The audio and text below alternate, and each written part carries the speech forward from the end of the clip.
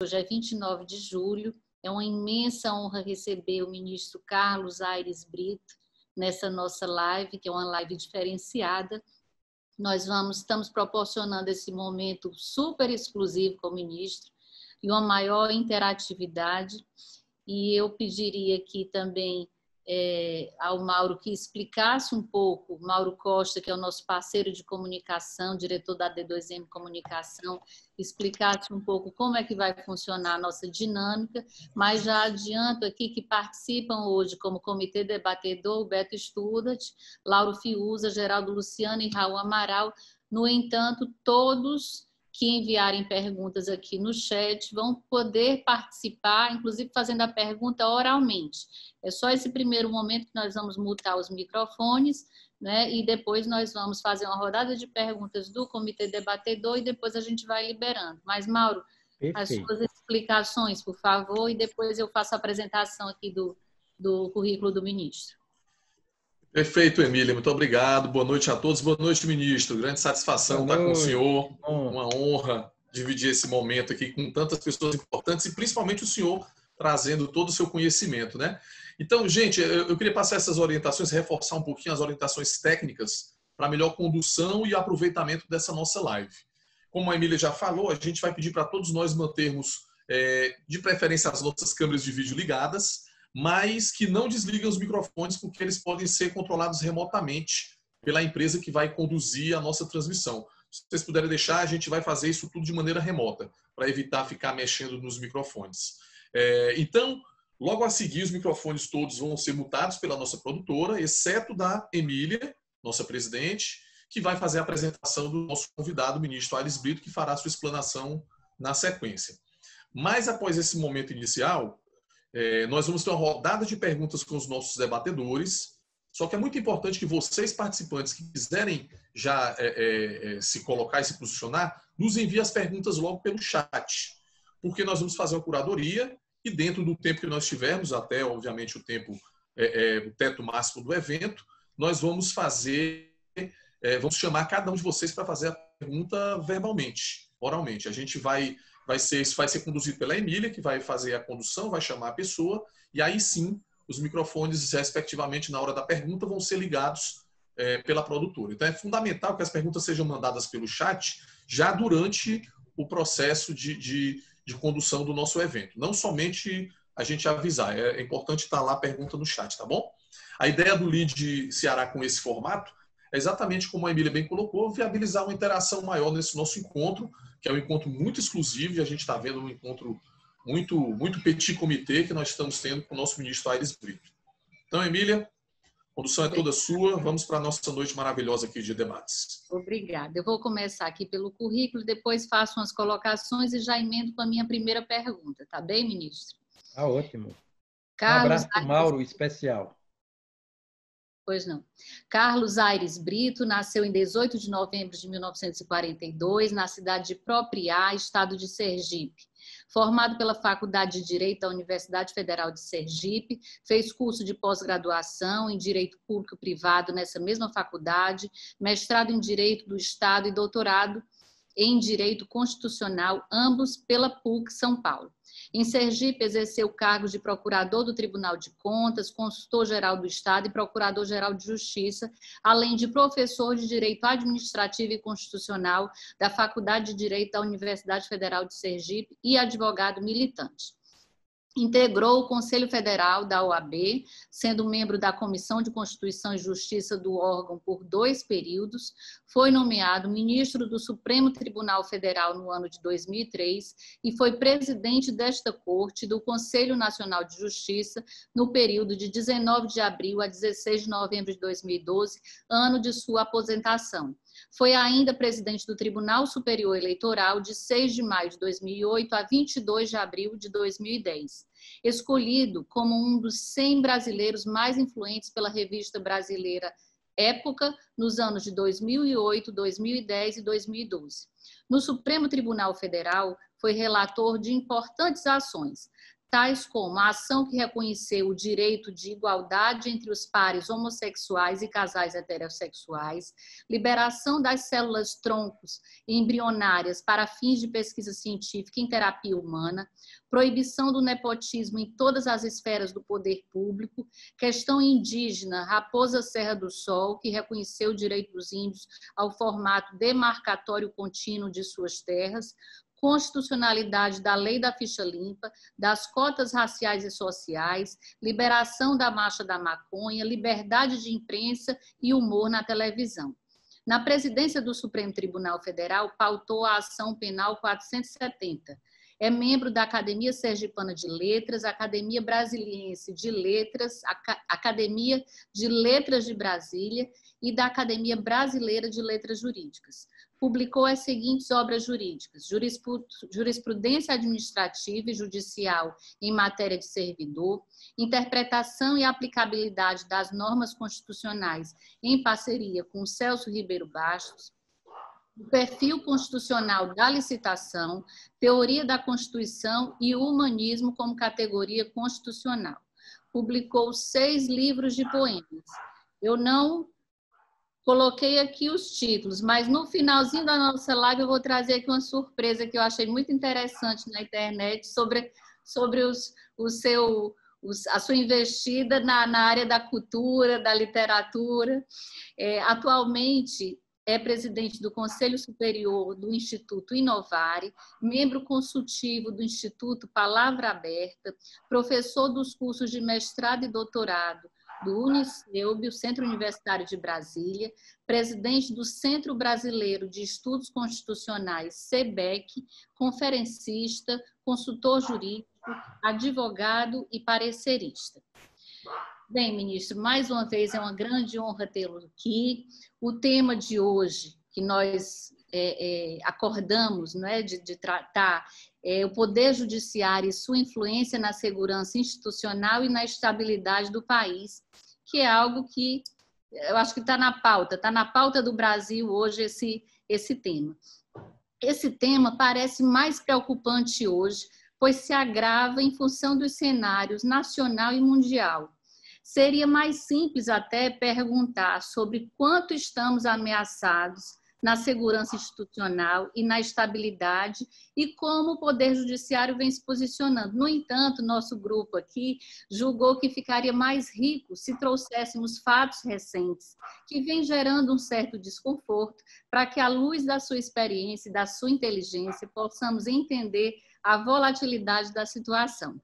Ministro, sua trajetória nos conta de um advogado, jurista, constitucionalista, autoridade pública nos mais diversos cargos que liderou, conforme citei no seu currículo, sobretudo de um cidadão, um poeta sensível a temas vulneráveis, cujas ações ao longo do exercício da vida pública trazem traços inegociáveis da ética, independência e equilíbrio. O Brasil, me parece, viveu uma falsa compreensão de hierarquia administrativa ou social, quando somos testemunhas, ministros, de autoridades fazendo uso do poder para humilhar os cidadãos ou vice-versa. Também observamos medidas de contenção à liberdade de expressão, e aqui eu abro um parêntese para dizer que há muito tempo existe desinformação política, seja de governos de esquerda quanto de direita. E, de outro lado, também observamos peças de defesa que misturam o público com o privado. Acompanhamos a questionamentos sobre medidas anticorrupção como se já não bastasse a prescrição e o garantismo. É como se a pandemia tivesse trazido à tona a tal insegurança e instabilidade pela qual tememos e aplicamos no tema desse encontro. Ontem, ministro, o procurador Augusto Aras declarou que o enfrentamento à criminalidade e à corrupção deve ser feito no mesmo modo como vinha sendo feito, mas no universo nos limites da Constituição e das leis. E disse ainda que é hora de corrigir os rumos para que o lavajatismo não perdure. E ele explica que a sua gestão visa acabar com o punitivismo do Ministério Público, onde não pode existir caixa preta. Nesse mesmo momento, revela sua visão incomodada com excessos. sejam os 50 mil documentos, os 350 terabytes de informação e os 38 mil investigados, tudo isso como uma caixa de segredos.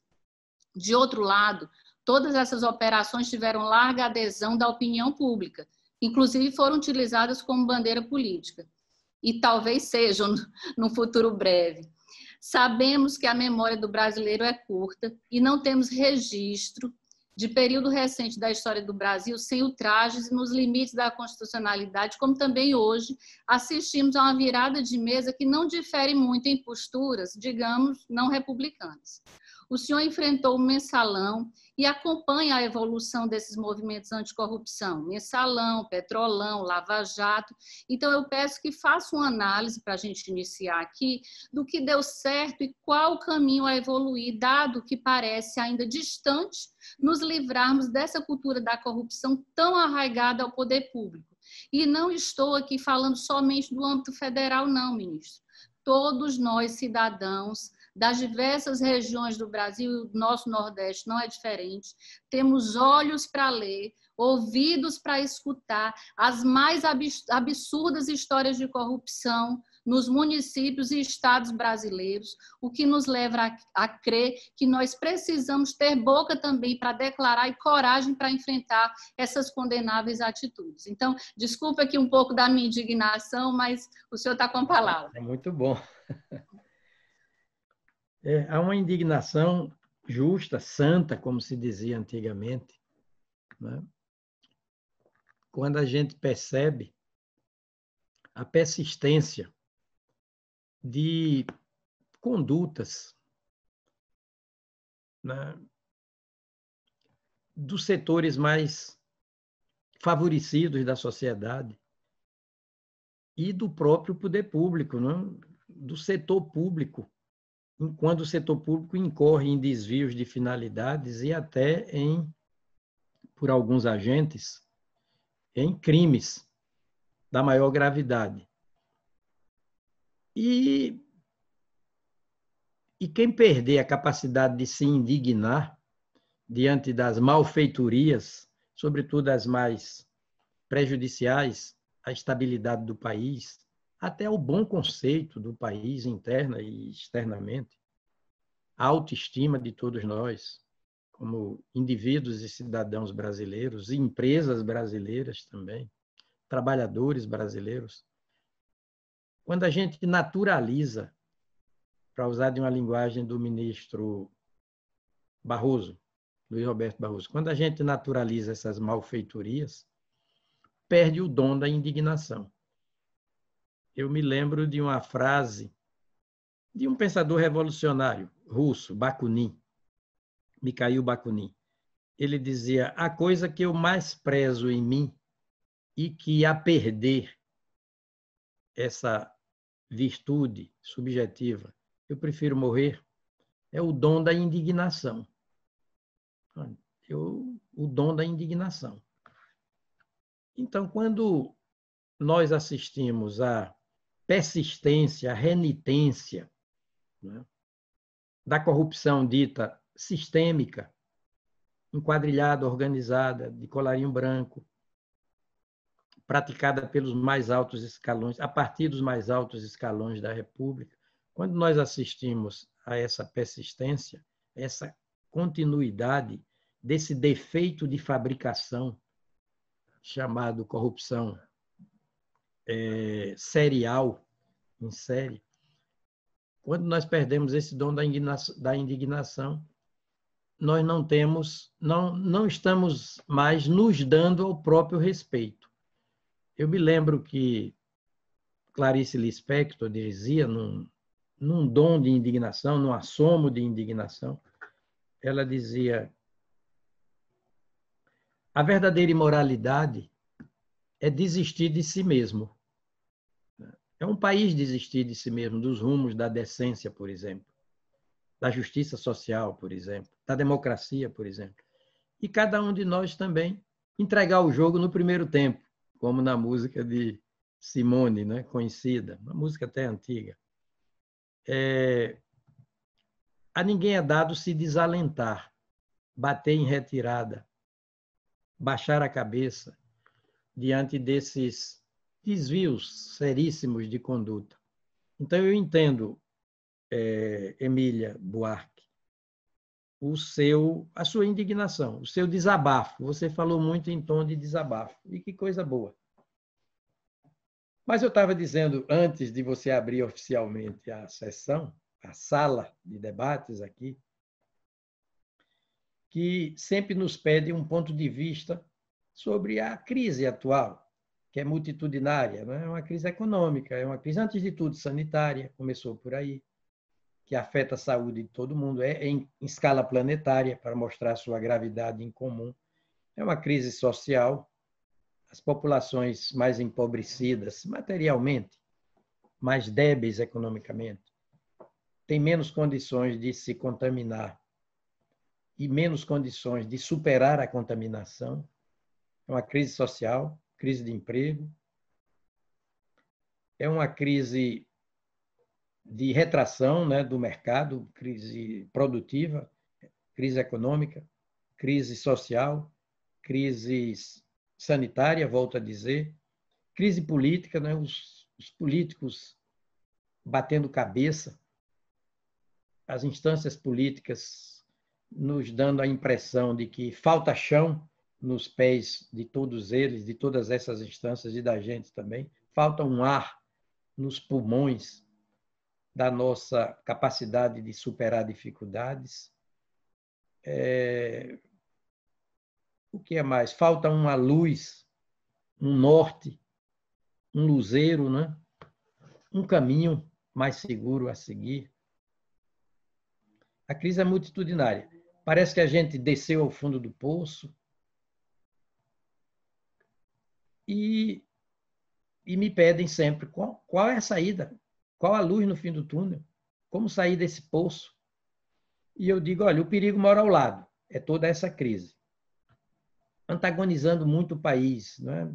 Se por um lado temos uma cidadania superaquecida, ativada, isso é bom, e uma imprensa livre, isso é bom também. Por outro lado, e um judiciário independente, isso é muito bom. Magistrados tecnicamente autônomos, isso é muito bom, né? De outra parte, temos um esgarçamento do tecido social pelo acirramento dos ânimos. As pessoas estão acendendo todas as brasas do fígado de cada um, né? As pessoas estão pensando com o fígado, derramando bilis, sem perceber que derramamento de bilis não combina com produção de neurônios. É preciso calma, ponderação, equilíbrio. É preciso juízo nessa hora, muito juízo, muito tino, muito. Então, se o perigo mora ao lado, e mora, a solução também mora ao lado, é a Constituição.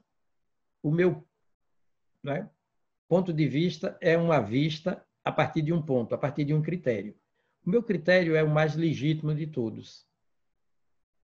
E o mais seguro, o mais objetivo, o mais legítimo, a Constituição, que é a lei maior do país, a lex máxima, e não há segurança jurídica maior, inclusive para os empresários, que precisam de previsibilidade das coisas para projetar seus investimentos e tocar os seus negócios. Não há segurança jurídica maior do que se louvar na lei maior, que é a Constituição. Está aqui ao nosso dispor. Não é? E nela, a resposta para tudo, para todas essas crises, e respostas boas, a partir do caráter democrático dela. É uma Constituição que fez da democracia a menina dos olhos dela, a menina dos olhos da Constituição, principiologicamente, o princípio dos princípios, o princípio continente de que tudo mais é conteúdo, é a Constituição. O nosso desafio é deixar de ter um pé atrás com essa Constituição. Setores empresariais não gostam dessa Constituição, é porque não conhecem a Constituição. Tem um pé atrás com ela. Uma parte da imprensa tem um pé atrás com essa Constituição, porque não conhece bem essa Constituição. Se nós fizermos dessa Constituição mesa redonda, se nós vestirmos a camisa da Constituição, nós vamos desacirrar esses ânimos. né? Vamos desarmar os espíritos, vamos conversar civilizadamente, respeitosamente, e vamos encontrar saídas para cada uma dessas crises. Eu não estou dourando a pílula, não, viu? A todos que me ouvem. Não estou dourando a pílula, não estou fantasiando as coisas. Isso não é uma postura romântica, quixotesca, utópica de minha parte. É porque a Constituição é a mais objetiva e a mais legítima das portas de saída. Por exemplo, vou terminar para a gente continuar no debate. É apenas uma resposta introdutória. Vamos falar de fundo do poço. Muita gente diz, o Brasil bateu no fundo do poço. Vamos usar essa metáfora. O fundo do poço é uma queda vertiginosa, né? Para baixo. É o despencar num precipício. O fundo do poço pode ser de areia movediça e pode ser de molas ejetoras, a depender de quem despenca, a depender dos brios, da coragem, da imaginação, da resistência, da coragem de quem despenca. E as molas ejetoras que nos tirarão desse fundo do poço, nos catapultarão para cima, de volta para a superfície. As molas ejetoras estão na Constituição. Eu vou aguardar um pouco, mas se você se lembra, como eu estava dizendo, que os empresários só têm motivos para se orgulhar dessa Constituição se eles conhecerem bem a Constituição. Como a Constituição tratou muito bem a livre iniciativa dos empresários. Mas eu vou deixar para prosseguir com outras perguntas que me forem feitas. Eu vou pedir aqui a participação do Geraldo Luciano, para iniciar aqui. Geraldo, acho que você pode liberar o seu microfone. Você libera. Pronto, está liberado, né? Ok, bom, boa noite a todos. Emília, você fez uma descrição aí muito correta do ministro, mas talvez uma das principais qualidades dele, que a gente sente falta hoje, em parte da Suprema Corte, seja a discrição. Eu acho que a forma como ele se conduziu como ministro e como presidente da casa, a forma discreta e num momento difícil, principalmente na época da votação da 470, eu acho que essa característica do ministro deve ser realmente destacada. Eu vou aqui tentar ser obediente e fazer só uma pergunta, mas estou aqui com muita vontade de fazer duas. Mas vamos lá. A primeira colocação que eu vou fazer, a primeira pergunta que eu vou fazer, ministro, é o seguinte. Quanto ao processo de escolha dos membros do Supremo Tribunal Federal, a composição e a estrutura do Supremo Tribunal Federal. Muita gente critica dizendo que o judiciário é o único poder que não tem voto, né, e que estaria exercendo um papel de muito protagonismo hoje. Então, há essa crítica. E há muita discussão sobre a melhor forma de escolha dos membros dos membros do Supremo Tribunal Federal. A gente sabe que tem países democráticos que usam o critério de eleição, né? Outros têm mandato fixo, outros têm a vitaliciedade, muda também o critério de idade, né? Qual a idade ideal para aposentação. Enfim, se a gente for analisar aí diversos países, tem várias formas de critérios. Quer dizer, o Brasil usa a indicação política referendada pelo Legislativo, e o que eu queria ouvir do ministro, dada a experiência dele, é se ele fosse hoje sugerir qual seria a forma ideal de indicação dos ministros. Qual seria a opinião dele? Deveria ter mandato? A vitaliciedade realmente é interessante? Deveria ter eleição? O critério da indicação política realmente é o melhor? Então, eu queria ouvir um pouco o ministro em relação a isso. Eu vou colocar, a Emília vai ficar chateada comigo, mas eu vou colocar um segundo ponto aqui, provocado aí pelas palavras do ministro. Ministro, eu concordo que, em grande parte, essa Constituição que nós temos ela é muito boa. Talvez o que tenha faltado seja a busca de um maior equilíbrio econômico-financeiro. Talvez, em alguns momentos, essa Constituição, até pelo momento em que ela foi discutida e votada, né, que a gente vinha de uma época ditatorial, o anseio por direitos foi muito grande, uma coisa justa, obviamente, porque é um país muito desigual, mas talvez, às vezes até o brinco dizendo que faltou quem fizesse conta, né? Porque em muitos casos ela é uma promessa impagável. Nesse campo da livre iniciativa, sem dúvida alguma, fantástico, brilhante. Mas a pergunta que eu queria fazer não é que eu esteja defendendo a nova Constituição, mas eu sei que existe uma polêmica em relação ao poder constituinte originário. Vamos imaginar que fosse importante para o Brasil uma nova Constituição. Isso seria possível e de que forma esse poder originário poderia ser utilizado? Perfeito. Vou começar por essa última pergunta. Vamos tentar uma resposta. A Constituição originária, de novo peguei na Constituição. Você disse bem, no atacado ela é boa. No varejo tem defeito, mas no atacado ela é virtuosa. A Constituição originária, ela é elaborada não pelo Estado. É uma lei maior, mas não é elaborada pelo Estado, porque o Estado é criatura dela, Constituição. Ela é criadora do Estado. Não historicamente, não cronologicamente, mas logicamente. A cada nova Constituição, um novo direito de um povo soberano, um novo Estado.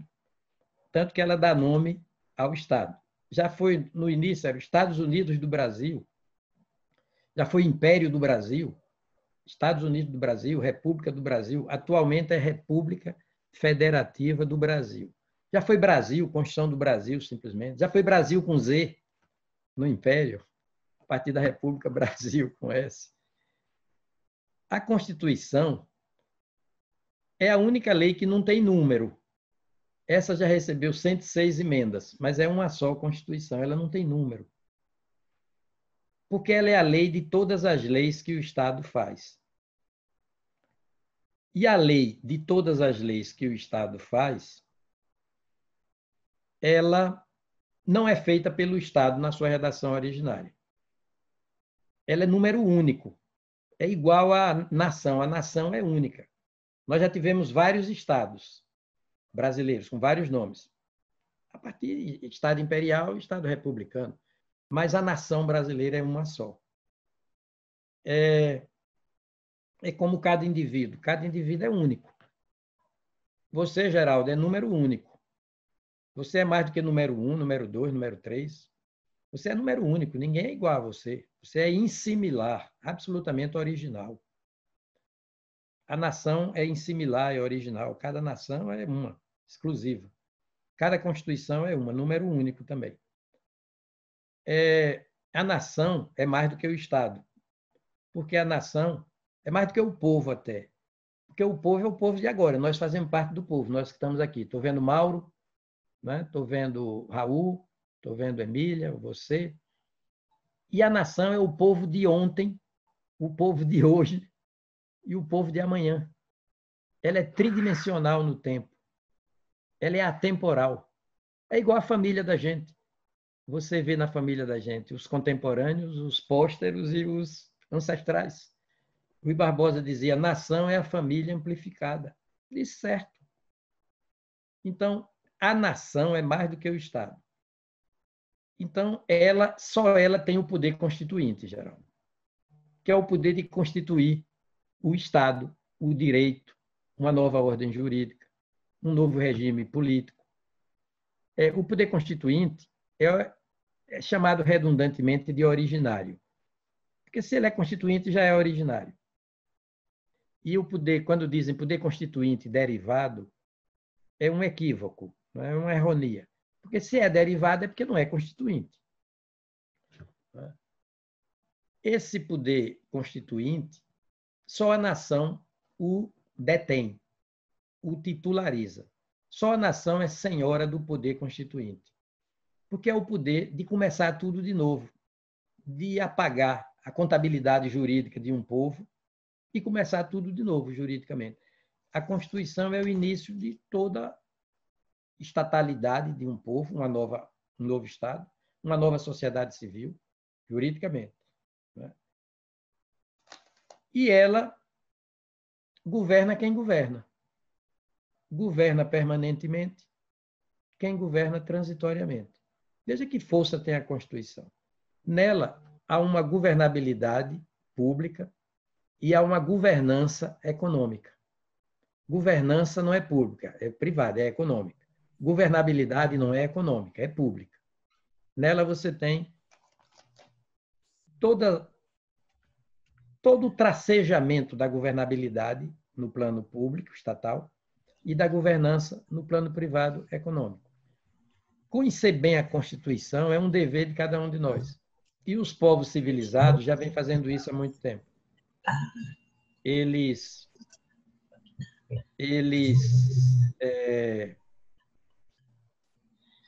fazem com que a sociedade civil se aproprie cognitivamente do texto constitucional. Os americanos, as mulheres americanas, costumam, na sua bolsa, na bolsa com que sai uma Constituição lá dentro. O homem com a Constituição dentro da sua pasta de trabalho. As mulheres também usam pasta, é claro. Porque a Constituição é a lei das leis.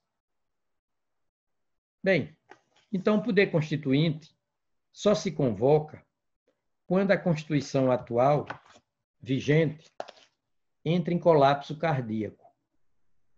Já deu o que tinha de dar. Não é mais locomotiva social. Não é mais respeitada. Ninguém tem mais apreço por ela, pela Constituição. Aí, a nação acorda em si o poder constituinte e convoca uma Assembleia Nacional Constituinte, que é a Assembleia dela, o Congresso é do Estado, mas a Constituinte não é do Estado, é do corpo nacional, é dessa realidade chamada nação. Então, a nação convoca uma Assembleia Nacional Constituinte para a epopeia jurídica do começar tudo de novo. Zera a contabilidade jurídica. Varre do mapa a Constituição anterior. Não é o caso ainda. Essa nossa Constituição ainda não diz para o que veio, até porque ela é muito virtuosa, muito rica, principiologicamente, normativamente, e só tem 29 anos. Aliás, tem 31 anos, 31. 1988. Vai fazer 32 anos, dia 5 de outubro. Não é isso? É. Bem, a dos Estados Unidos é de 1787. Olha, a Constituição de lá é de 1787. E a gente não costuma, Geraldo, Evilásio, que eu estou vendo agora, a gente não costuma fazer uma distinção fundamental. O tempo histórico e o tempo individual de cada um de nós é outro. Eu tenho um irmão, queridíssimo, que partiu para outra vida com 29 anos de idade. Então, 29 anos de idade para ele significaram, esses 29 anos de idade, um ciclo de vida que acabou. Mas o tempo histórico, que é o da coletividade, que significam 32 anos? Muito pouco. É preciso ainda muito chão pela frente para a gente conhecer as virtualidades todas, as potencialidades todas dessa Constituição. O tempo histórico é o tempo da coletividade, é outro tempo. O tempo se vinga das coisas feitas sem a colaboração dele, disse um grande jurista uruguaio, de nome Eduardo Couturi. O tempo se vinga das coisas feitas sem a colaboração dele. Nós ainda vamos aprender muito nessa Constituição, vamos evoluir muito com ela e vamos nos apropriar cognitivamente dela muito à medida que o tempo passar. Desde que a gente se disponha a fazer dela a Constituição mesa redonda, civilizadamente, respeitosamente. Mas qual foi a sua primeira pergunta? Eu respondi em parte. Qual foi, Geraldo? Foi sobre o critério de indicação dos membros do Supremo Tribunal Federal. Se o senhor teria alguma recomendação? Vamos ver se eu serei mais curto na resposta. Olha, no artigo 2º da Constituição, magistralmente está dito, são 3 os poderes da União, poderes com P maiúsculo. O Legislativo, o Executivo e o Judiciário. Isso é uma ordem tão lógica quanto cronológica. Tudo começa com a lei. e o poder que se especializa na elaboração da lei, o legislativo. Tudo começa com a função legislativa e o poder a que corresponde nominalmente a função legislativa, é o poder legislativo. A função empresta seu nome ao órgão, a função empresta seu nome ao poder. Poder legislativo para a função legislativa, porque ninguém será obrigado a fazer ou deixar de fazer alguma coisa, senão em virtude de lei. Artigo 5º, regra civilizadíssima, democrática, civilizada, lógica. Artigo 5º, número 2. Então, tudo começa com o legislativo.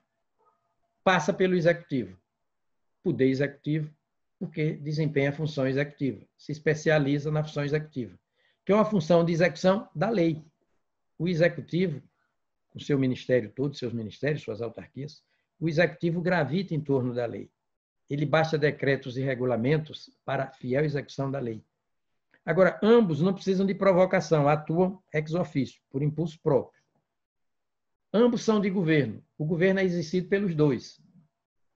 O executivo mais, o legislativo um pouco menos, mas muitas funções do Estado de governo são emparceradamente exercidas pelo legislativo e executivo. São as instâncias políticas eletivas de governo, e temporárias.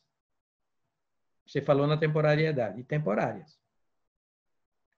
Aí vem o terceiro poder, o judiciário. Não é eletivo, mas é vitalício.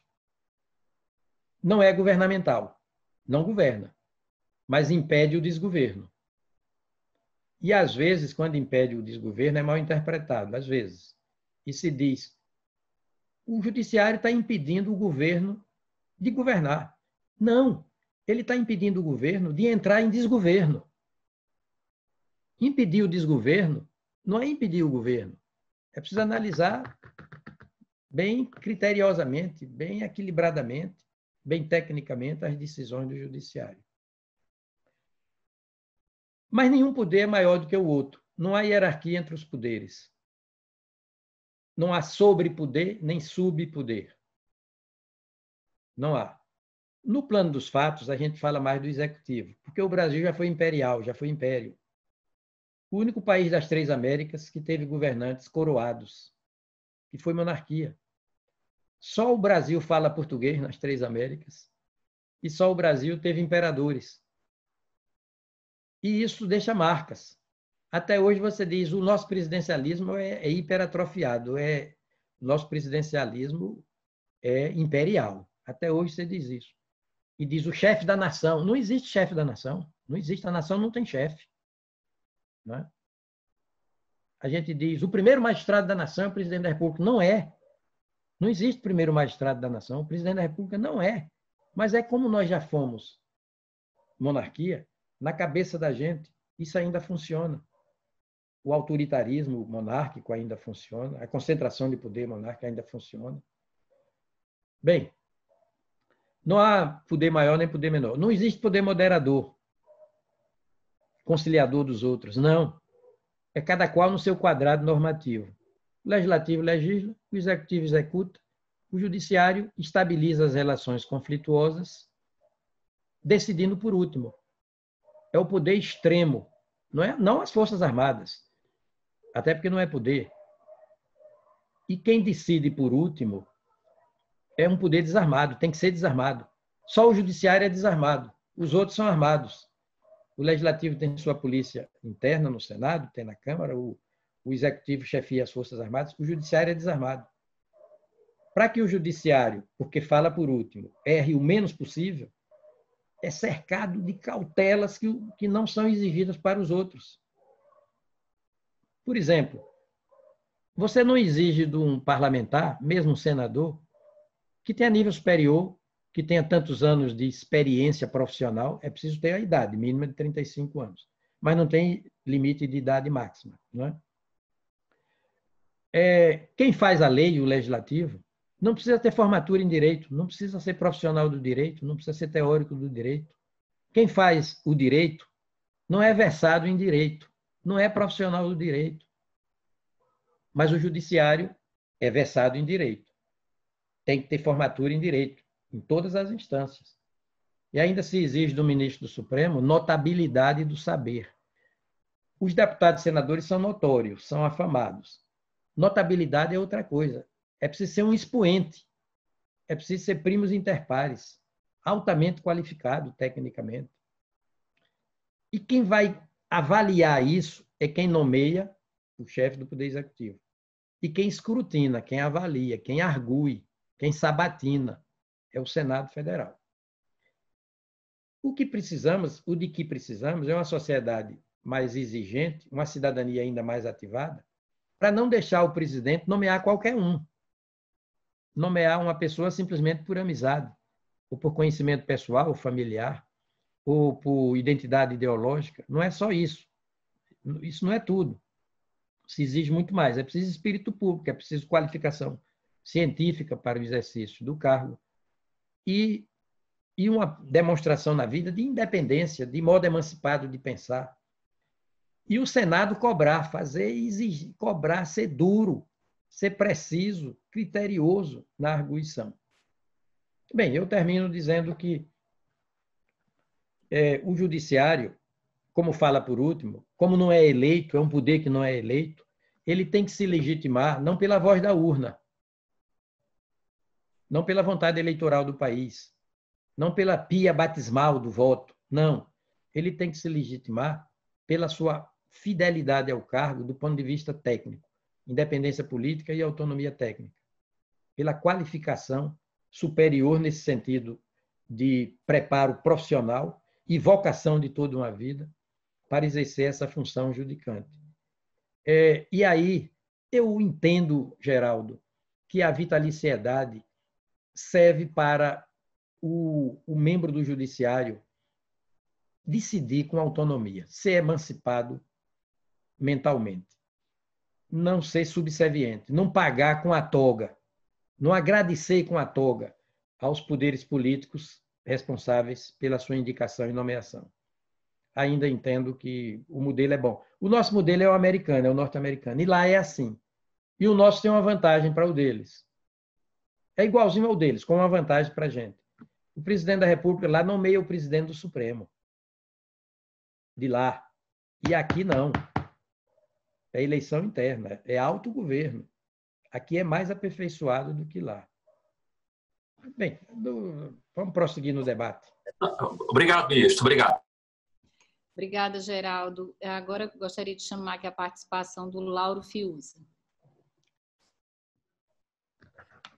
Ministro, antecipadamente, quero dizer da alegria que eu falo em nome de todos de tê-lo aqui conosco no Ceará. E o senhor é um ícone para nós de um homem sério, competente, que exerceu o seu mandato de presidente ao longo da sua vida no Supremo com muita dignidade e muita competência. Nordestino. E, principalmente, o nosso... Está vendo o Raul dizendo nordestino. Tenho muito orgulho da minha nordestinidade, Lauro e... Pastor.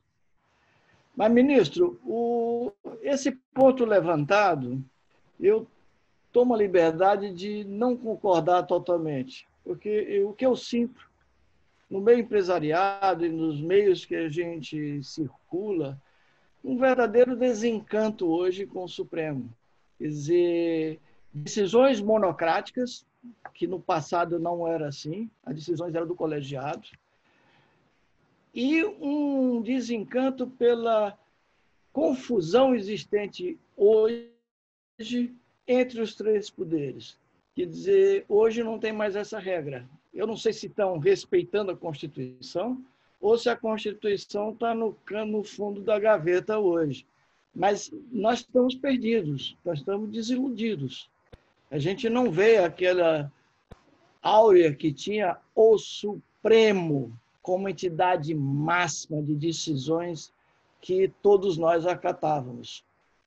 O que aconteceu com o Supremo? Será que a TV lá dentro provocou uma mudança, incentivando os membros a aparecerem artistas de televisão e colocar a sua vaidade para fora? Ou o senhor considera que isso é normal? Muito Temos bem. aqui o presidente, só para terminar, ministro, que contraria isso que o senhor falou também. Qual é a carreira do atual ministro que chegou à presidência do Supremo, saltando de advogado do PT para presidente do Supremo, escolhido pelo presidente da República.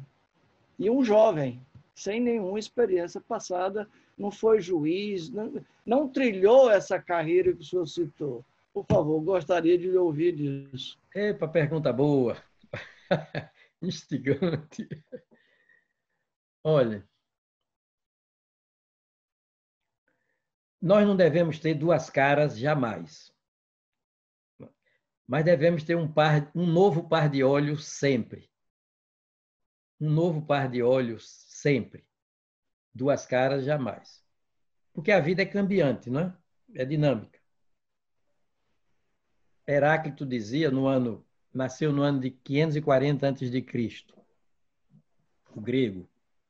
Heráclito dizia, ninguém entra duas vezes nas águas de um mesmo rio. O rio não é o mesmo, a gente vai entrando e vai mudando de temperatura, vai mudando de perspectiva visual das coisas, de sensação, de térmica. Ninguém entra duas vezes nas águas do mesmo rio. E o rio não é o mesmo, porque está passando sempre. Ele dizia, tudo muda, menos a mudança.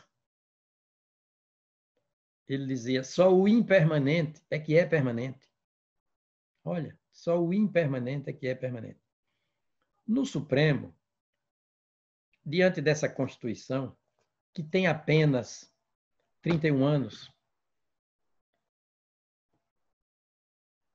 a percepção do que nela se contém, sobretudo como conteúdo dos princípios, dignidade da pessoa humana, pluralismo político, cidadania, livre iniciativa, soberania, valorização do trabalho, desenvolvimento, proibição de preconceito, né?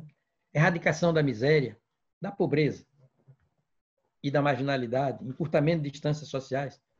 Esses conteúdos dos princípios vão se alargando, vão ganhando ressignificação, à medida que o par de olhos sobre eles vai se renovando. Nós vivemos de ressignificações. Nós vivemos de estudo aprofundado das coisas, mais e mais, nós da área jurídica, sobretudo ali no Supremo, no Judiciário e no Supremo. E esse aprofundamento do visual das coisas nos leva a enxergar angulações, propriedades, virtudes normativas antes até insuspeitadas. Não mudou o texto, mas mudou o par de olhos. E ali no Supremo são 11 pares de olhos. São 11 experiências de vida, 11 vocações. Os debates ali se aprofundam, são acalorados às vezes. E o Supremo vai entendendo mais e mais que ele tem o dever de não ir além do direito, que a ele cabe aplicar, sobretudo a Constituição, que a ele cabe interpretar e aplicar. Ele não pode ir além. Se ele for além, ele está substituindo a vontade subjetiva dele, está substituindo a vontade objetiva do direito, a vontade objetiva da Constituição, pela vontade subjetiva dos seus ministros. E isso é usurpação de competência. Ele está se tornando legislador, ora invade competências do Executivo, ora invade do Legislativo. Isso se chama apropriadamente de ativismo judiciário, que é um equívoco, é uma erronia. É um voluntarismo, e além do direito posto. Mas o Supremo também não deve ficar aquém. Não deve ir além, nem deve ficar aquém do direito posto. Tem que buscar um ponto de equilíbrio. Ele tem a proibição de ir além e tem o dever de não ficar aquém. E mais, sob a vigilância popular, sobre o controle da cidadania. Thomas Jefferson dizia, governou os Estados Unidos de 1801 a 1809. Thomas Jefferson dizia, o preço da liberdade é a eterna vigilância. É preciso que a população, a cidadania, vigie o poder público, inclusive o judiciário.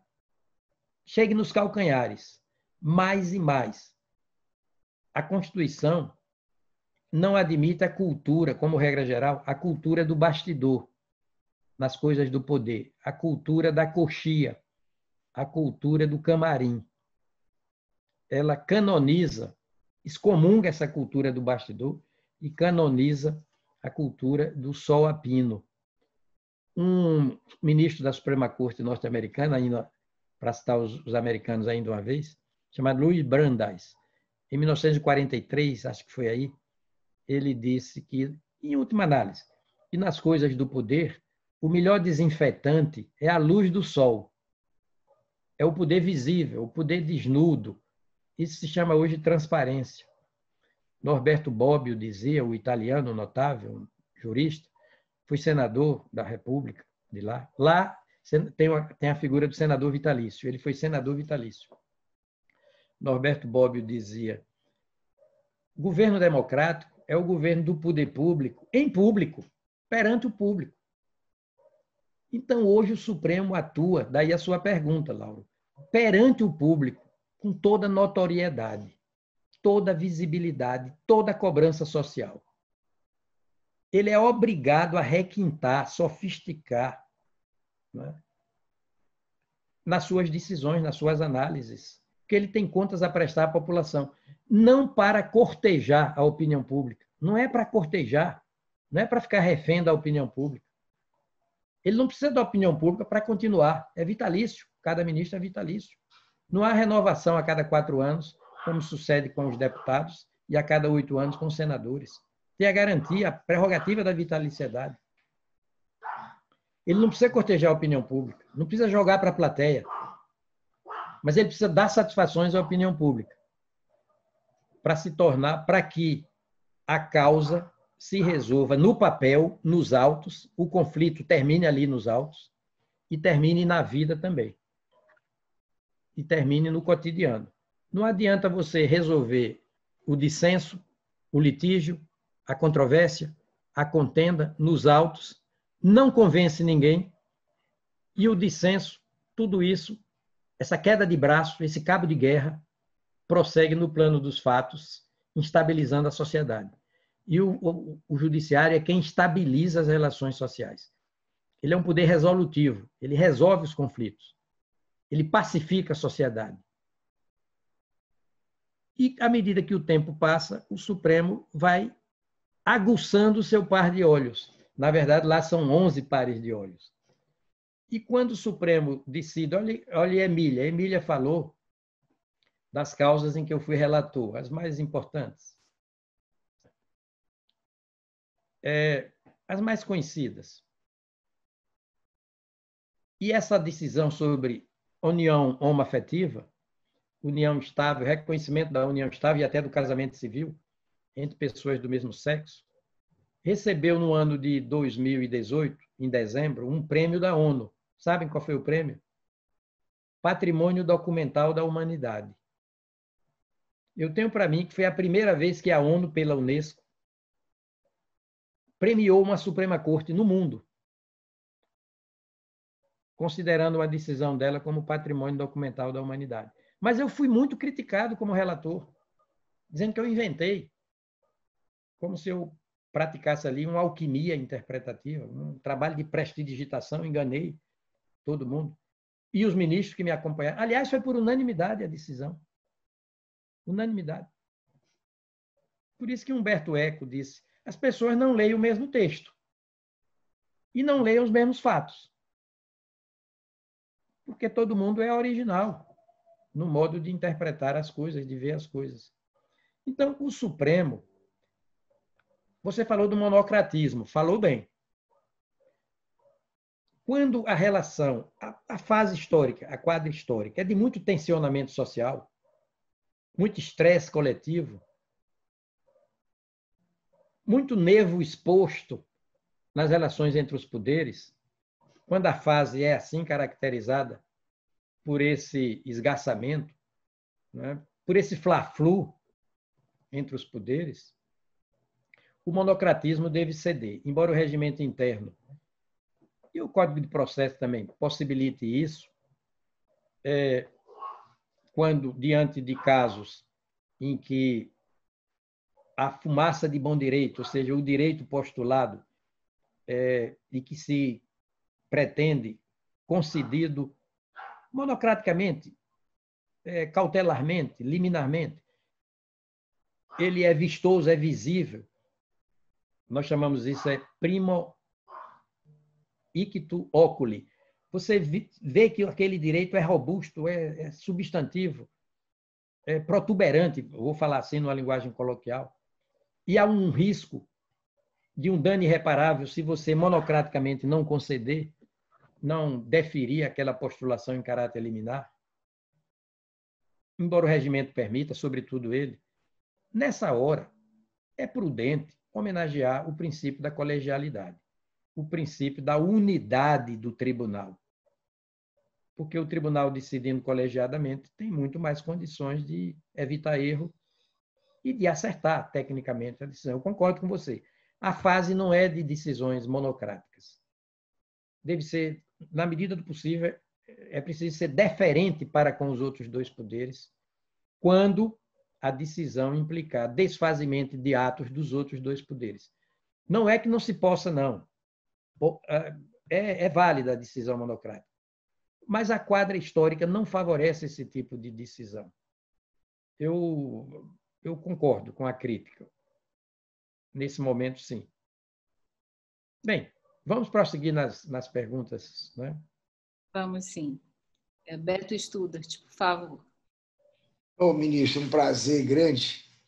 E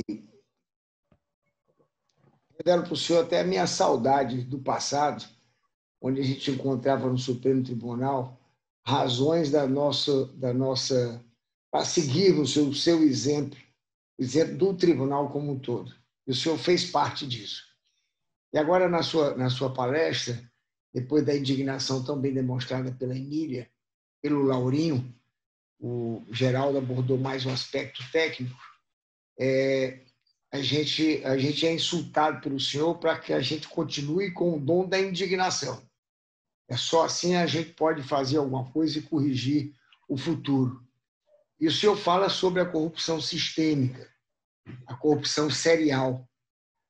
E diz também que na Constituição nós encontramos a solução para todos os problemas brasileiros. Mas diz mais embaixo que a corrupção foi desrespeitada. Ou não é mais respeitada. E eu pergunto ao senhor assim, são os seus membros que lhe desrespeitaram? Olha, vou lhe responder, Beto.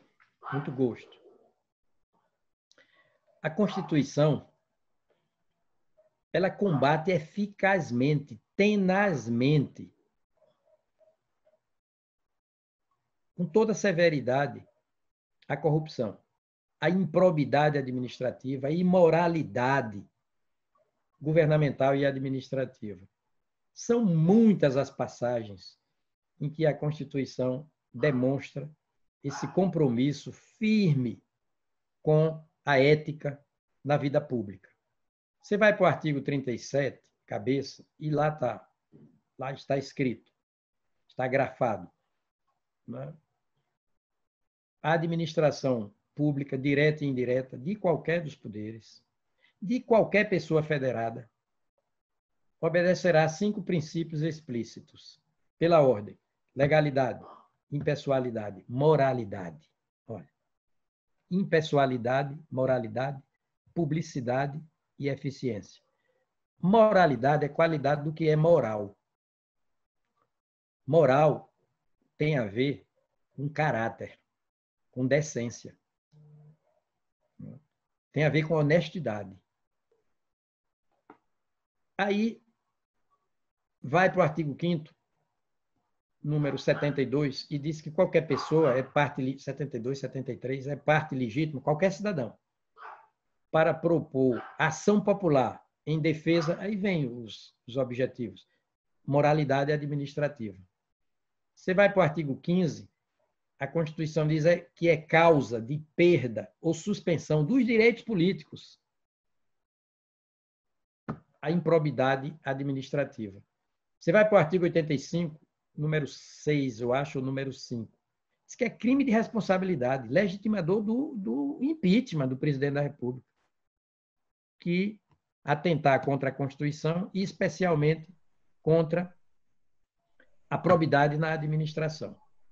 Você vai para o artigo 14 e diz que o processo eleitoral tem que se caracterizar pela regularidade e moralidade. Vai para o parágrafo de número 10 do artigo 14, diz que o eleito pode perder o mandato se incorrer em corrupção, em fraude, em abuso do poder econômico. Olha que Constituição.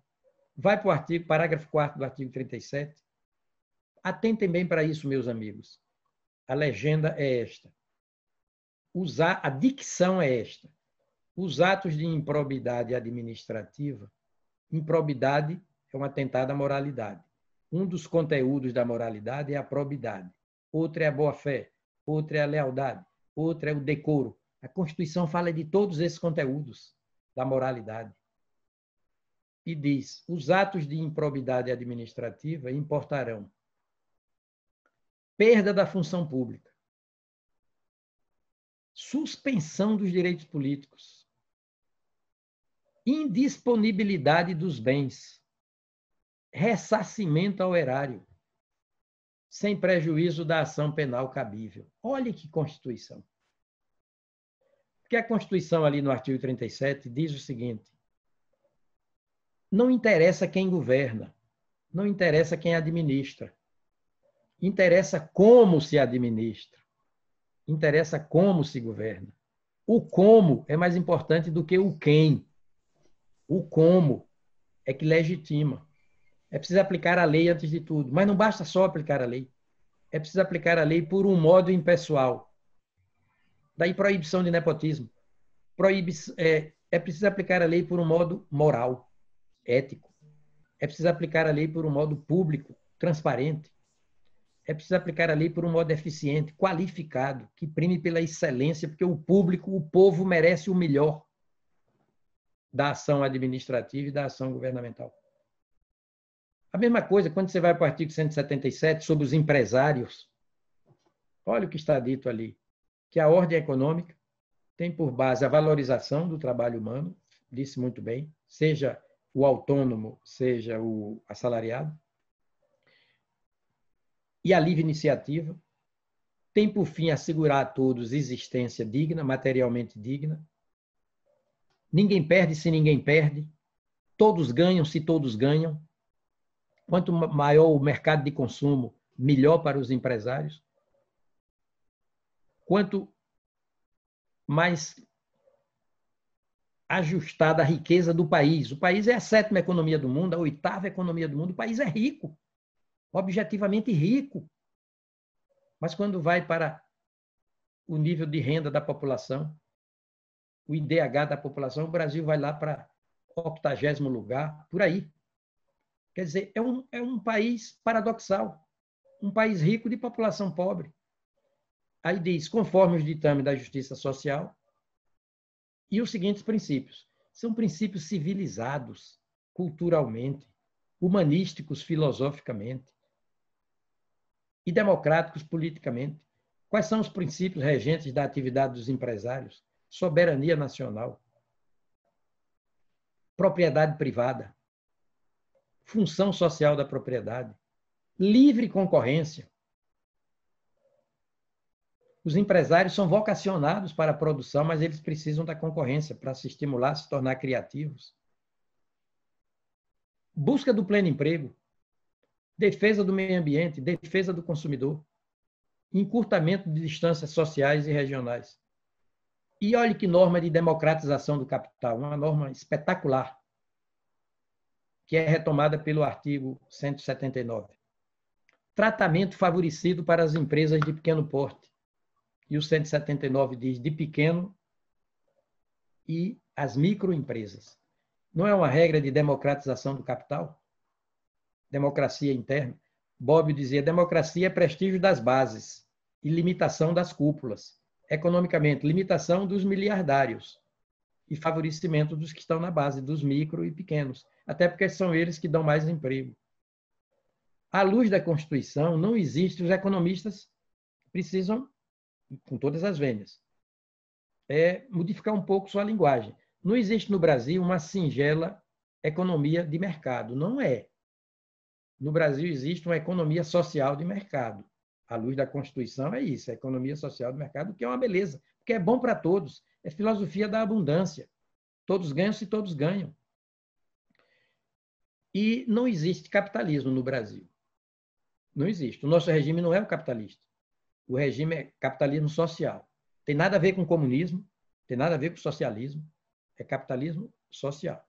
O melhor dos mundos, civilizadamente falando, humanisticamente falando, democraticamente falando. E a Constituição fez bem em prestigiar os empresários, porque os empresários são vocacionados para a produção, para a combinação dos fatores de produção. Eles correm riscos, eles são inventivos, são corajosos. Eu nunca vi um empresário preguiçoso. Não conheço um empresário preguiçoso. Ele arregaça as mangas da camisa, pega no batente. Eu nunca vi médico preguiçoso como característica central.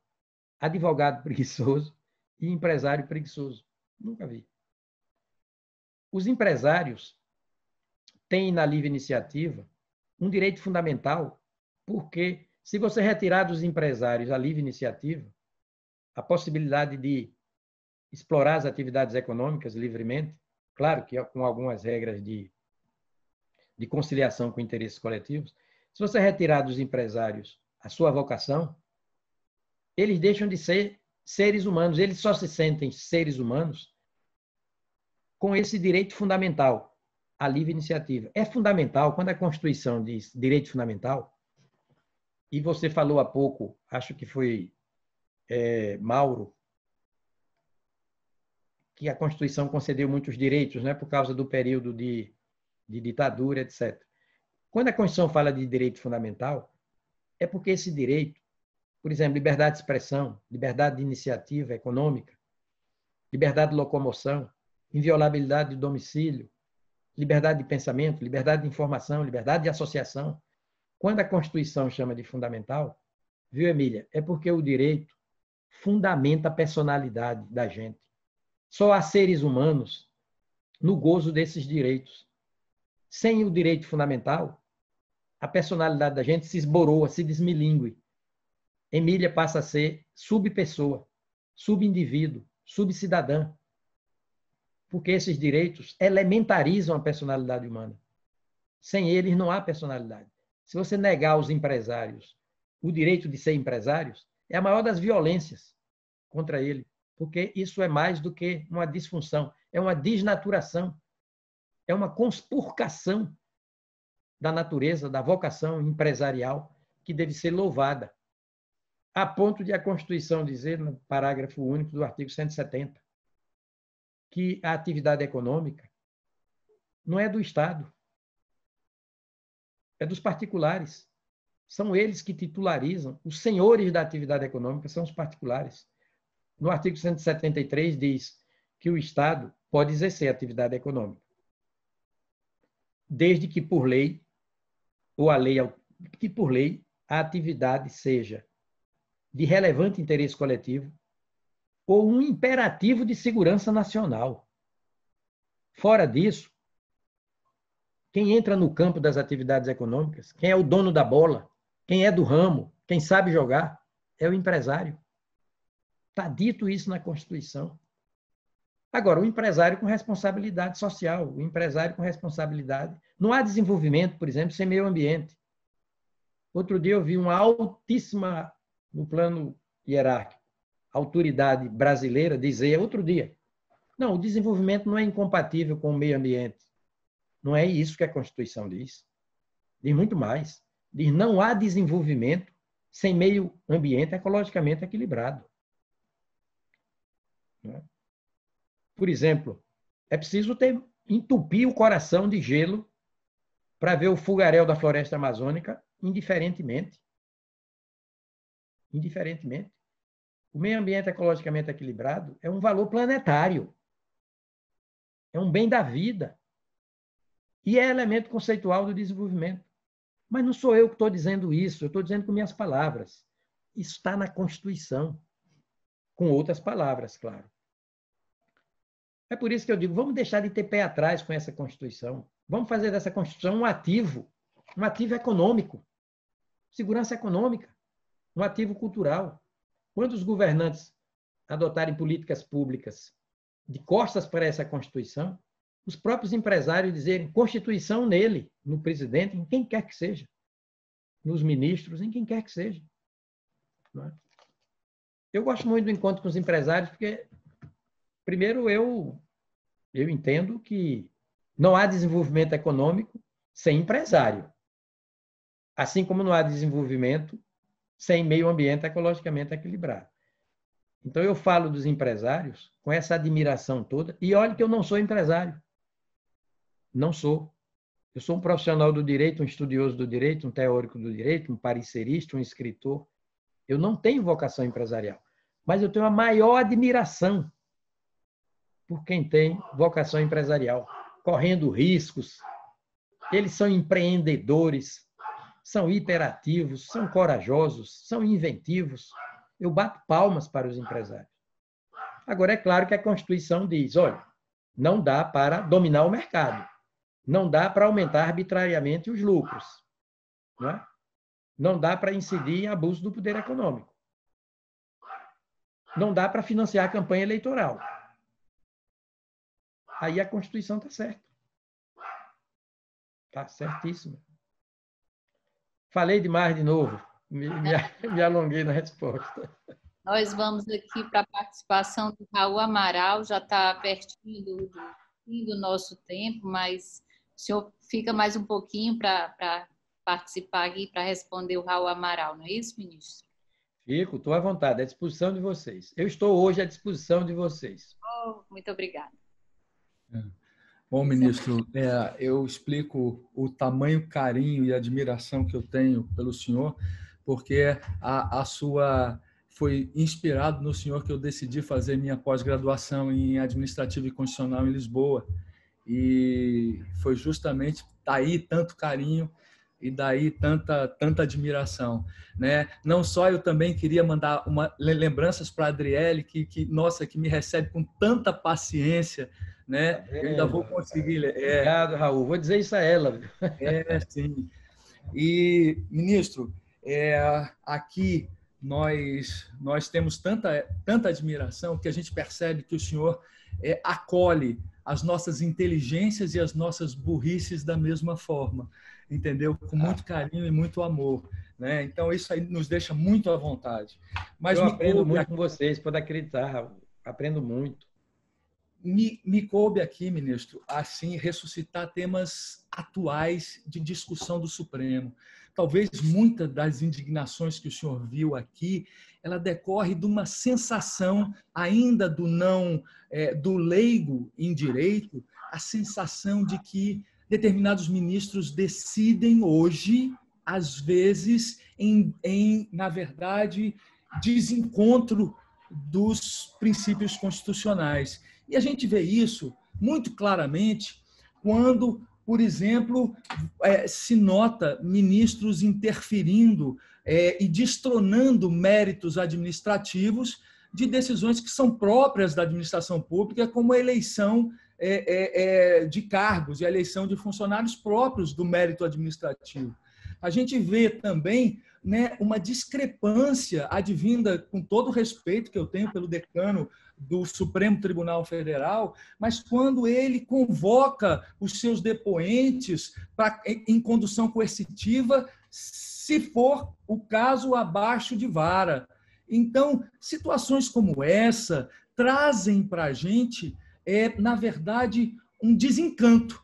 Essa é a palavra, um desencanto. E eu me lembrava das lições de Paulo Otero, Jorge Miranda e Jorge Reis Novaes, em Lisboa, que dizia o seguinte: por que o Supremo Tribunal Federal? Por que a necessidade do Supremo? E citava a Inglaterra, que é um Estado democrático de direito e não tem Corte Suprema. Citava a Nova Zelândia, que é um Estado democrático de direito e não tem Corte Suprema. E aí a gente desenvolvia aí a proteção dos direitos das minorias. E aí vinha essa discussão toda que foi colocada aí né? Qual o benefício que teve com as transmissões ao vivo? Né? Será que não tivemos mais votos alongados, discutindo na própria televisão os próprios votos e ministros querendo ser popstars, né? Como o Lauro falou, né? Então, todo esse desencontro, né? Com os objetivos maiores que a gente vê, né? E parece que cada situação dessa, ministro, eu me lembro de uma passagem sua, quando eu vi a decisão do ministro Celso de Mello, eu lembrei do que o senhor disse, né? Os juízes precisam entender que eles têm que agir com autoridade, não com autoritarismo. Vossa Excelência disse isso, né? E isso me chama a atenção. E eu vou aqui relembrar um voto seu magistral para tecer a pergunta específica. Eu estou falando da DPF 130, que tratou lá das discussões de liberdade de imprensa, da criminalização, né, que se pretendia à época, se pretendia com uma censura prévia à imprensa, e Vossa Excelência escreveu grandes coisas, né, citando, inclusive, Bobbio, né, que o senhor cita sempre, dizendo que o consenso deve haver somente com as regras do jogo, né? O que prevalece no final é o dissenso. Realmente é o dissenso que cresce, é o debate que cresce. O consenso é só com relação às regras do jogo. E aí Vossa Excelência citou nessa mesma DPF, né, que eu separei aqui, né, uns trechos que para mim foram brilhantes. Liberdades que não podem arredar o pé ou sofrer, liberdade de imprensa, né, liberdade de expressão, que não podem arredar o pé ou sofrer antecipado controle, nem mesmo por força de direito-lei, compreensivo das próprias emendas à Constituição. E na frente disso, se o Estado puder intervir, e aí eu digo o Estado, não só o Estado criador da lei, como o Estado juiz, se o Estado puder interferir nesse compactado núcleo, estará marcando limites ou erguendo diques para fluir uma liberdade que a nossa lei maior somente concebeu em termos absolutos, ou seja, sem a mínima possibilidade de a priorístico, represamento ou contenção. Né? Então, e Vossa Excelência contra os desmandos todos e o fim, na verdade, o desmantelo de reputações, Vossa Excelência diz assim, não precisa de juiz, a Constituição traz os mecanismos próprios, que é direito de resposta e democratização dos meios de comunicação. E aí eu digo, é suficiente no inquérito 4.781, hoje, que chamado inquérito das fake news, é possível tolher essa liberdade de expressão sob o argumento, no meu modo de entender, absolutamente subjetivo e partidário, de que é necessária o bloqueio para interrupção de discursos com conteúdo de ódio, subversão à ordem e incentivo à quebra da normalidade institucional e democrática. Eu me lembro daquele seu voto, né, lá atrás, quando falou daquele jornalista que, teoricamente, fazia apologia ao nazismo, né? E esse voto foi realmente memorável e mudou o entendimento naquela oportunidade. Então, eu pergunto, será que essa justificativa é suficiente ou é uma demonstração clara de partidarização do Supremo numa situação de antagonismo ou resposta indevida, porque o Supremo, teoricamente, ele, na verdade, não pode ser influenciado por raivas, por descontentamentos ou por desencantos em relação a outros poderes. Esse Supremo é o que é. E é supremo porque é majestoso, é maior, e não cabe situações como essa. Então, eu queria ver um pouco os seus comentários em relação a essa decisão aí nos bloqueios de perfis do Twitter, Facebook, Instagram, né, do inquérito 4781 da relatoria do ministro Alexandre de Moraes. né? Então, me coube aí uma colocação mais fácil, né? Já que todo mundo fez pergunta difícil, eu procurei fazer uma fácil, entendeu? Para o senhor discorrer. Interessante. O poder que fala por último, ele tem que ter cercado de tem que ser, né, cercado de maiores cautelas, porque o empoderamento é muito grande. E veja que o judiciário atua, primeiro, provocadamente, não é?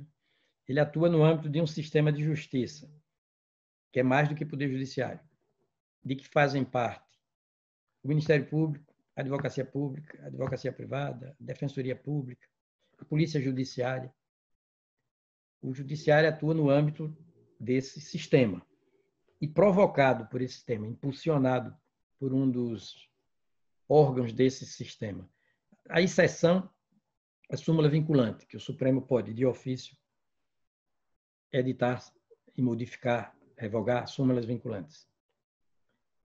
Bem, o Supremo, o Judiciário todo, e o Supremo não foge à regra, somente pode atuar publicamente. Há certas decisões que são proferidas certos processos sob segredo de justiça, excepcionalmente. Mas a característica central do judiciário é a publicização das suas reuniões. E na hora do julgamento, é público o julgamento. Tem que fundamentar todas as suas decisões, tecnicamente, sob pena de nulidade. E também, se não for pública a reunião decisória, é nula a decisão. O judiciário se submete a um sistema recursal generosíssimo. Se escalona, não hierarquicamente, mas em termos de jurisdição, em 4 instâncias, primeira, segunda, terceira, quarta. Atua debaixo do princípio do juiz natural. Divide processo legal com ampla defesa, contraditória e ampla defesa. Não é curta defesa, é ampla. Não é curta defesa, ampla defesa. Depois do trânsito em julgado, ainda é possível, embora limitadamente, mover, em matéria penal, a revisão. Em matéria, revisão criminal. Em matéria civil ou não criminal, a ação rescisória. Olha como a Constituição tudo faz para o judiciário, que fala por último, não se desmesurar, não se exceder, não incorrer em desvios de finalidade. Como o poder que fala por último, que decide por último? Porque no Brasil, que é civilizado, é democrático, não se pode impedir a imprensa de falar primeiro sobre as coisas, por isso que você falou na 130, né? Não se pode impedir a imprensa de falar primeiro sobre as coisas, nem o judiciário de falar por último. É assim, o povo civilizado é assim. Mas ainda quando transita em julgado, ainda cabe ação rescisória, ainda cabe revisão criminal. Olha como o judiciário trabalha debaixo de cuidados que não são exigidos para o funcionamento dos outros poderes. E o recrutamento se faz com profissionais do direito, obrigatoriamente com profissionais do direito.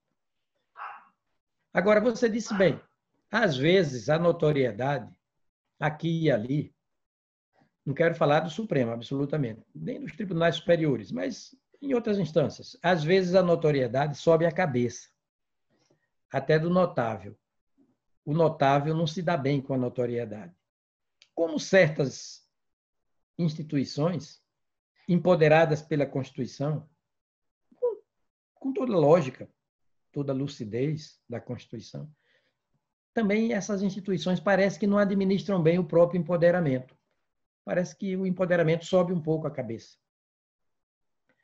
Agora, eu vejo isso, Raul, como parte do processo histórico. Olha, democracia é o único regime que presta, não é?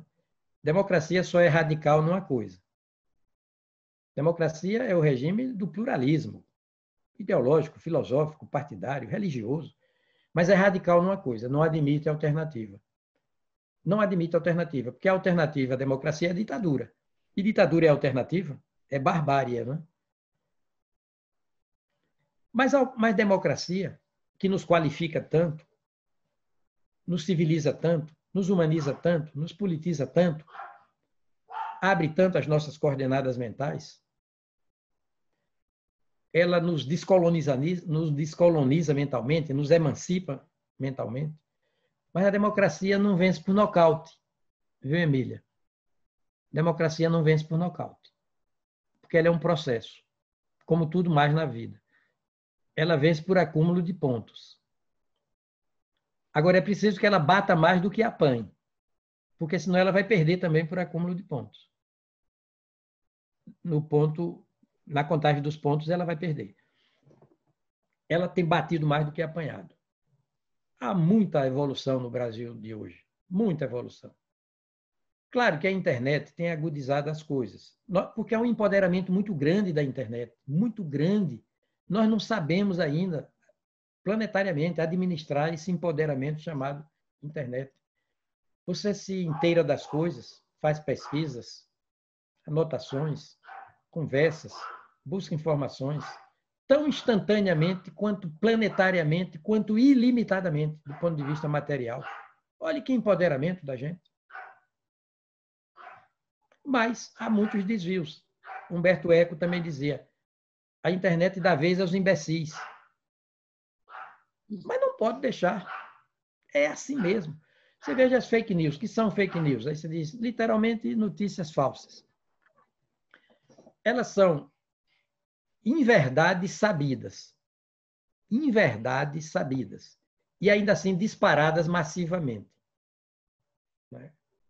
Denotando calhordice, cretinice, na linguagem de Odorico Paraguaçu, mau caratismo, né? Quem faz uso de fake news.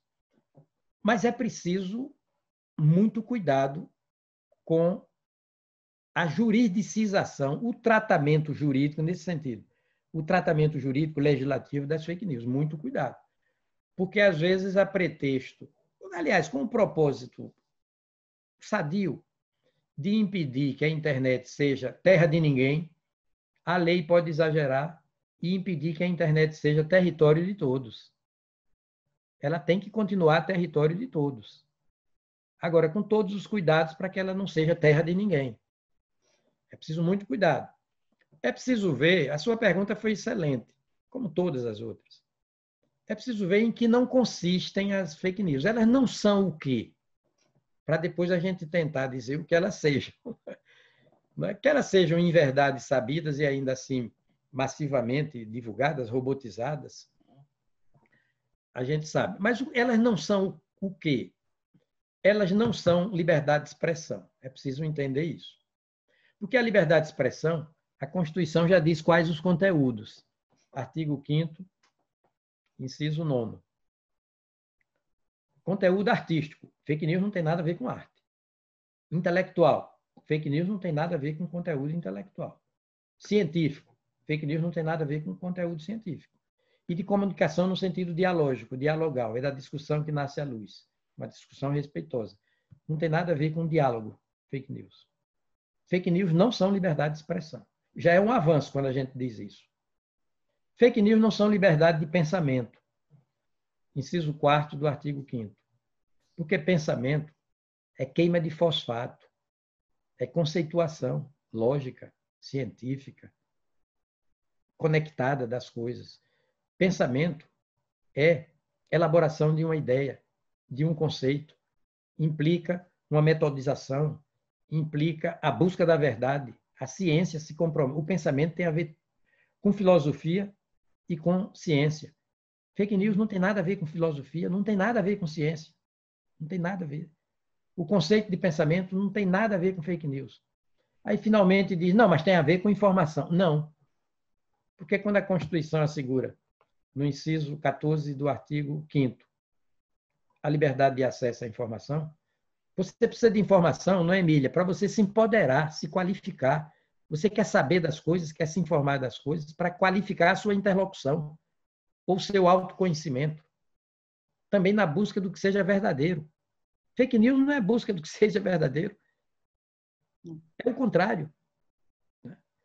Então, fake news, tecnicamente, cientificamente, conceitualmente, elas não são nem informação, nem é chamada até de desinformação. Não concordo muito com desinformação, não, mas é chamada de desinformação. Nem é informação, tecnicamente, Nem a liberdade de expressão não é expressão, nem é pensamento. Se o legislador partir desse entendimento, já ajuda muito na lei. Agora, você fez uma pergunta, Raul, você disse que foi fácil. Que fácil coisa nenhuma. Que fácil coisa nenhuma. Eu sigo meditando profundamente, estudando essa lei. Agora, eu concordo com você. A lei parece que, né, sob a justificativa de combater as fake news, ela estabelece ali no artigo 10, por exemplo, um rastreamento a priorístico, independentemente de qualquer fato ilícito acontecido. O Big Brother está instalado ali, parece que sim, ali naquele artigo 10. O Big Brother de George Orwell, né, no livro 1984.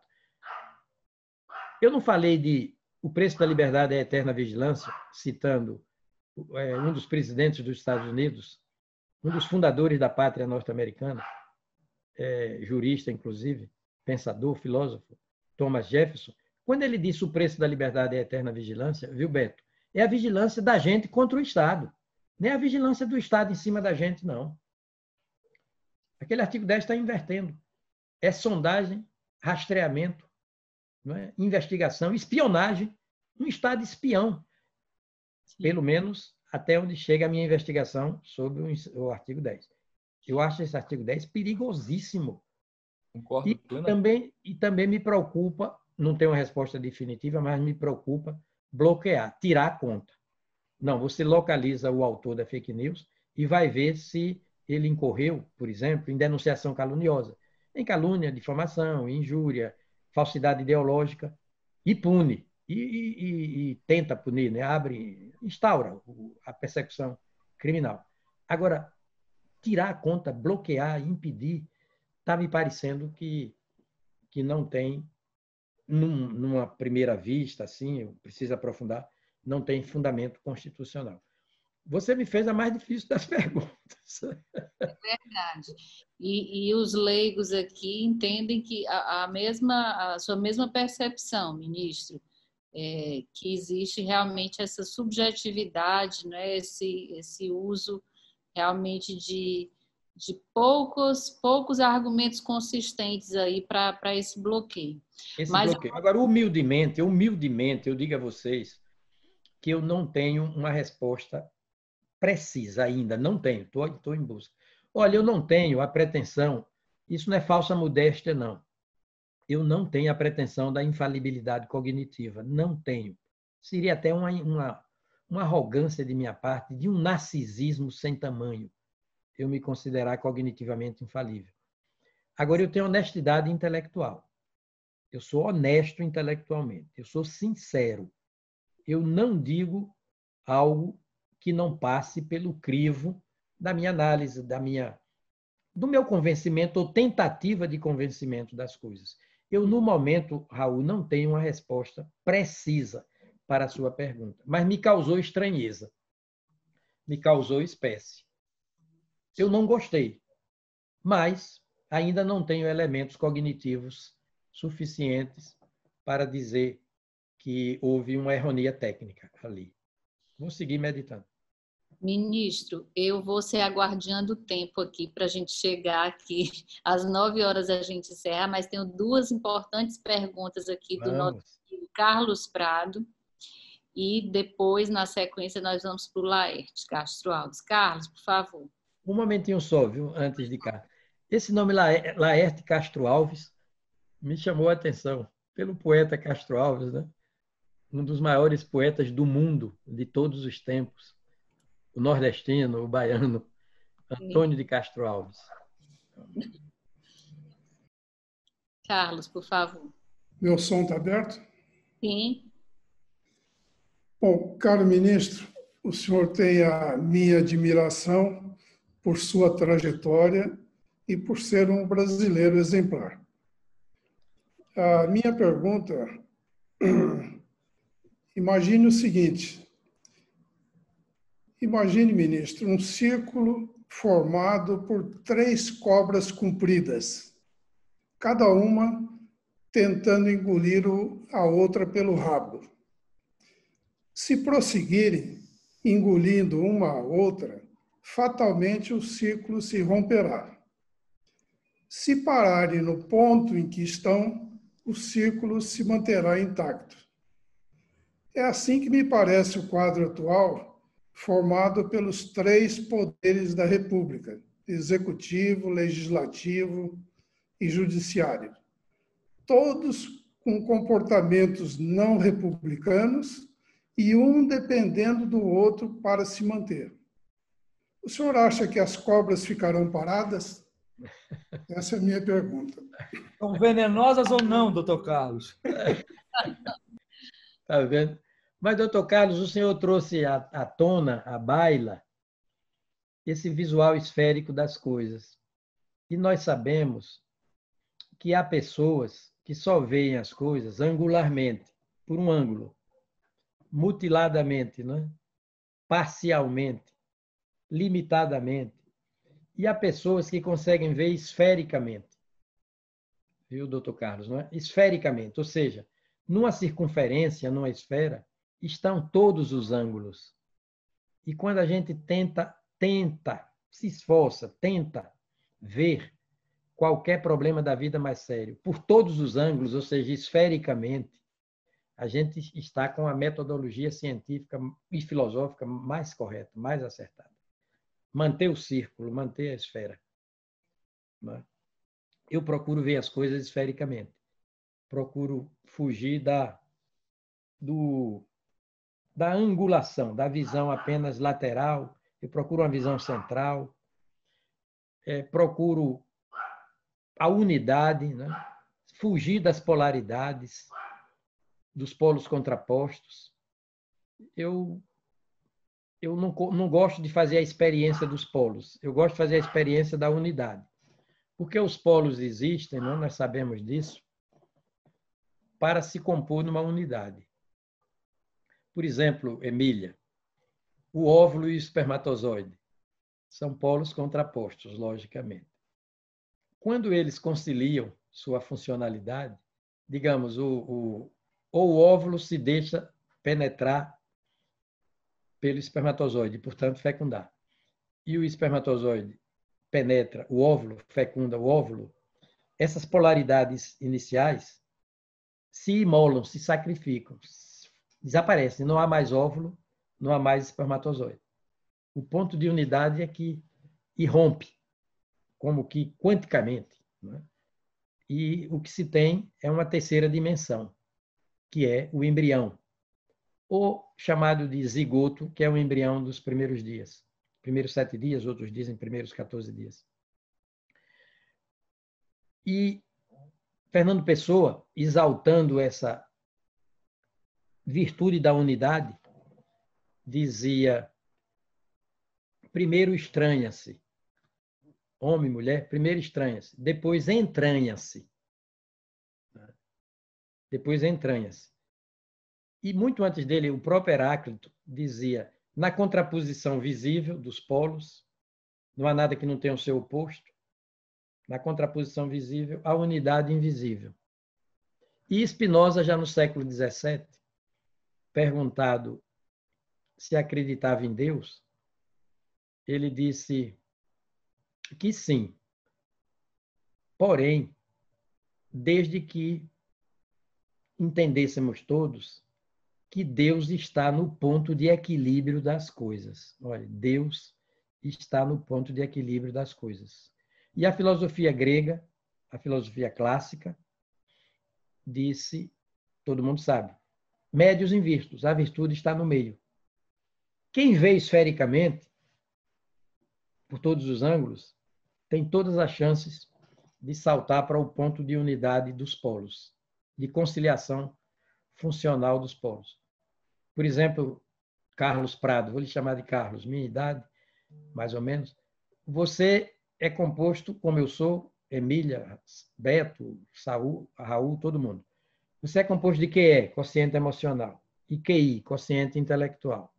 Quando os dois se conciliam, eles se fundem numa unidade, que uns chamam de quociente espiritual. Outros, menos religiosos, chamam de quociente consciencial. A consciência é o ponto de unidade do QE e do QI. Quando a gente está de posse da consciência, salta para o topo da própria consciência, a gente está muito equilibrado na vida, não é? Muito equilibrado. Os 3 poderes, cada qual é independente, cada qual é independente. Mas a Constituição também diz independentes e harmônicos entre si, artigo 2º.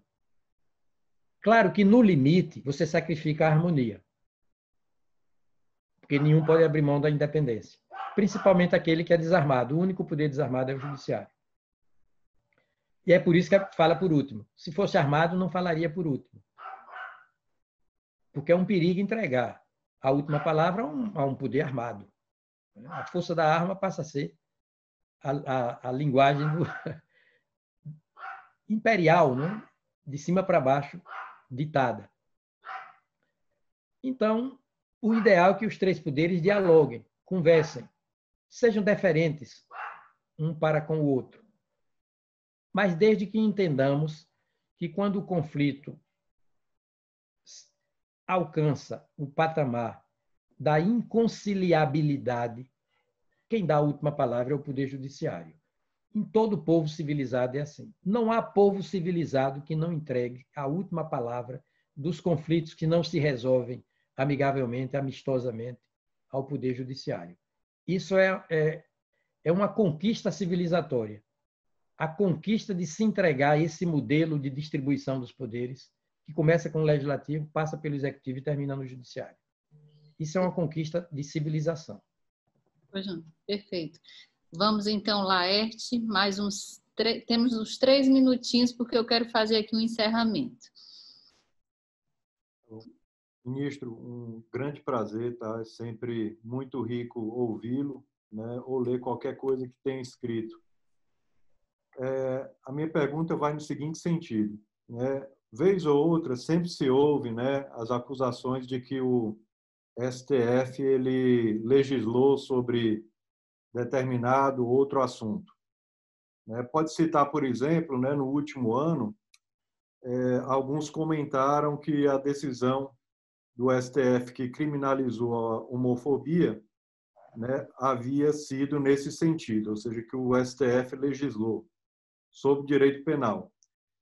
Então, a pergunta seria, no seu entendimento, ministro, como o STF deve perceber os seus próprios limites, tá? Sob pena de exceder às suas competências constitucionais e considerando que o STF, como guardião da Constituição, precisa ser guardião da Constituição, inclusive em relação a si mesmo. Perfeito. Muito bom. Porque, no fundo, não existe o cargo de Supremo Ministro, né?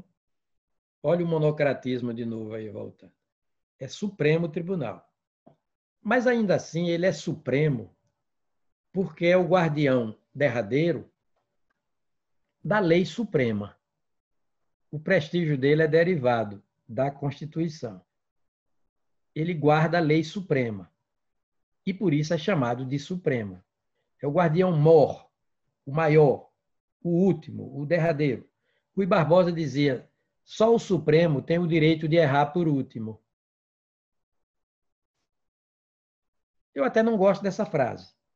Eu preferia que Rui dissesse que o Supremo é o do Poder Judiciário, dos órgãos do Judiciário, é o que tem mais o dever de acertar por último. Eu não gosto do desvalor como referência, eu gosto do valor. Por exemplo, eu não diria o crime não compensa, eu diria a honestidade compensa. Eu gosto sempre do valor como referência. Eu não diria, e vou citar aqui Mia Couto, hoje talvez o maior escritor da língua portuguesa, moçambicano. Eu não diria a mentira tem pernas compridas. Eu diria a verdade, aliás, a mentira tem pernas curtas. Eu diria a verdade tem pernas compridas. Eu gosto sempre do valor e não do desvalor como referência, como parâmetro de análise das coisas. O Supremo tem que se autopoliciar muito mais do que qualquer outro órgão judiciário. E o Supremo está experimentando na pele. Alguém falou aí da publicidade, da TV Justiça. Eu não sou contra a TV Justiça. Eu acho que ela tinha que vir mesmo. Visibilidade do poder é isso. A TV Justiça está fazendo com que os leigos em direito saibam de direito, conheçam a Constituição, escrutinem os ministros, questionem as decisões dele. É o fenômeno da popularização da Constituição. São dois fenômenos recorrentes no mundo contemporâneo civilizado. O primeiro, constitucionalização de todo o direito. Por isso que eu digo, os empresários querem segurança jurídica, entendam cada vez mais da Constituição. Entendam a governabilidade pública e a governança econômica à luz da Constituição, mais e mais. E eles não vão se arrepender disso.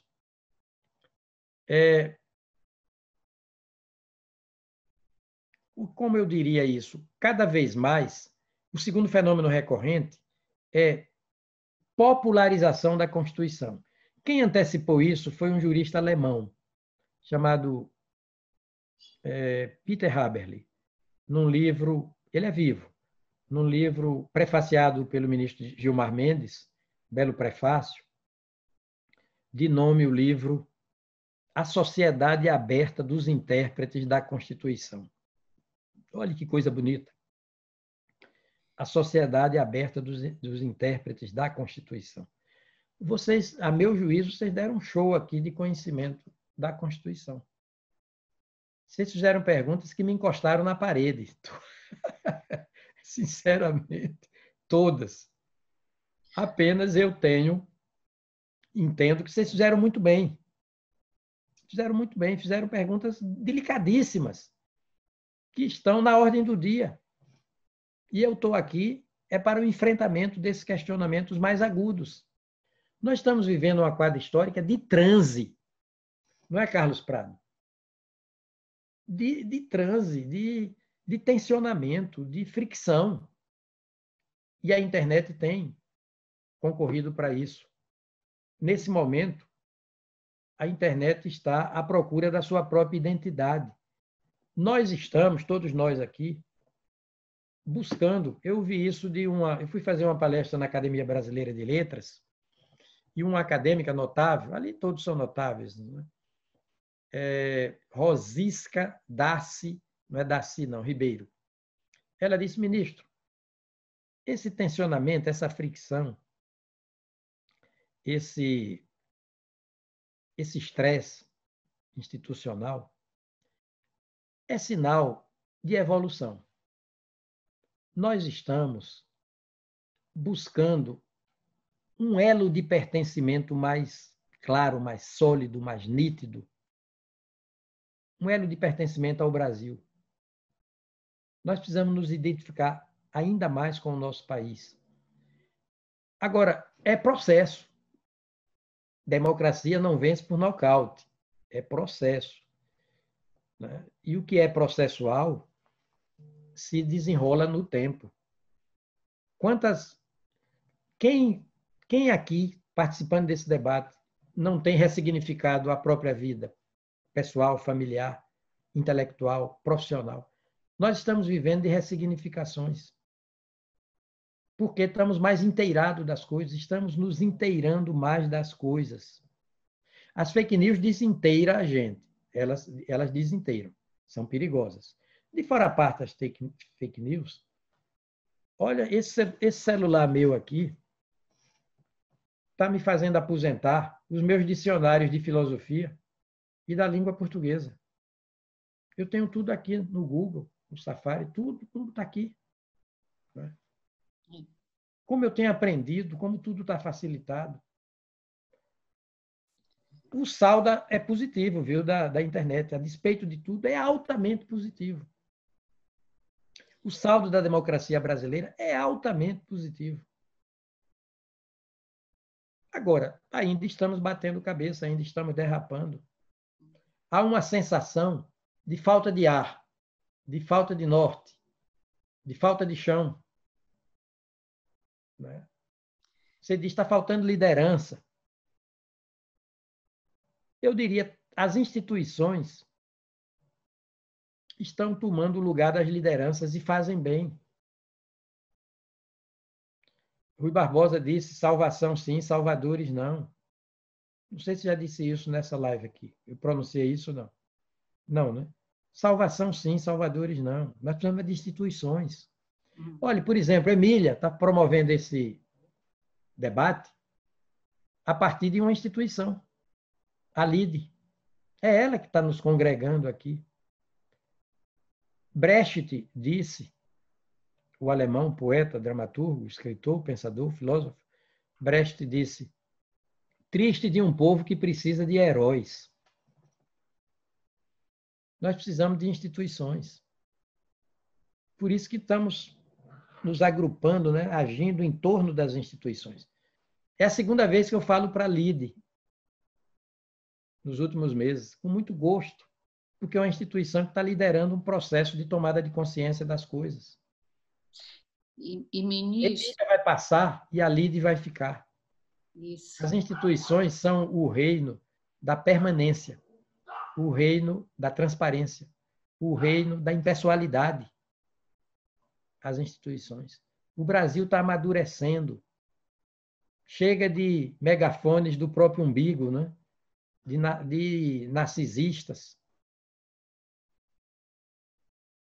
Narciso acha feio que não é espelho. Volto a dizer, Caetano Veloso na música, sabe? Chega! Nós estamos evoluindo muito, muito. Você vê, cada ministro do Supremo está sendo cobrado porque alguns vêm incidindo no chamado monocratismo, né? Olha aí. Espera aí, gente. A hora é de unidade, a hora é de colegialidade, a hora é da institucionalidade. Vamos para a instituição maior, que é o colegiado, que é o plenário. Ou a primeira turma, ou a segunda, ou o plenário, melhor ainda. Ministro, que privilégio esse momento tão exclusivo aqui para o nosso LIDE Ceará.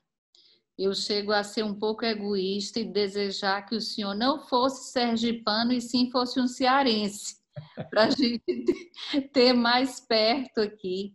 E lembrando aqui um pouquinho do início da nossa conversa, quando o senhor comentava da beleza, da natureza em Brasília, eu quero chegar também na nossa natureza aqui no Ceará. Tudo aí é bonito. E falar um pouquinho assim, quando a gente senta diante da TV ou a gente está nos celulares, vendo o que a gente recebe de conteúdo da internet, e aí lembra do que o Lauro falou, que na TV a gente vê esse show, um pouco do show do STF, lembra do que o Beto aqui citou, dos exemplos que nós estamos assistindo, do Raul, que falou da liberdade de expressão, de certo modo tolhida, a gente fica um pouco sem esperança. Mas aí o senhor colocou aqui, eu fiz várias anotações durante essa live, né? Que a ninguém é dado se desalentar. Então, quando eu olho para o outro lado e olho para o mar do Ceará, para o sol do Ceará, e a gente ouve uma palestra, uma fala como essa sua, aí tudo volta, a esperança retorna. Mas eu quero aqui concluir com uns aforismos que foram publicados pela Folha, de sua autoria, só para trazer um pouco assim dessa inteligência fina do ministro Carlos Aires de Brito, deixar aqui para presentear aqui quem está nos ouvindo. Eu vou ler alguns deles. A silhueta da verdade só assenta em vestidos transparentes. Ao contrário da roupa no tanque ou nas pedras do rio, quanto mais se torce a verdade, mais ela encarde. O pior juiz é o que faz da sua caneta um pé de cabra. Quando um povo pega um touro da corrupção à unha, monta relâmpago em pelo e não cai. Não tenho metas ou objetivos a alcançar, tenho princípios, e na companhia deles nem me pergunto aonde vou chegar. Ética, a arte mais alta de se dar ao respeito. Especialidade dos vigaristas é conciliar voz fluente e pensamento gago. Há quem tenha por fim não ter princípios. Conservador é um sujeito movido a imobilismo. O sangue da vida também flui pela veia das palavras. Então, que as suas palavras continuem fluindo nas suas veias. Surpresa boa você me trouxe. Muito obrigada por essa noite incrível. Pode liberar os microfones. Eu acho que merece aqui uma salva de palmas. Virtuais. Muito bom. Palmas virtuais. Maravilhoso. Muito obrigada. Obrigado. Que bom estar com vocês. Que Até ótimo. outra oportunidade, muita honra para mim, muito prazer. Adorei as perguntas. Que ótimo. Vocês foram na jugular do expositor, viu? Viu, Laé? Fica agora o convite para o evento, para o encontro presencial aqui no Ceará, passado tudo isso. Deixa eu dizer um pouquinho. Eu fui amigo sincero, tinha tanta admiração por ele, de Belchior. Sou muito amigo de Fagner. A gente, toda semana, praticamente, a gente troca uma mensagem, uma correspondência.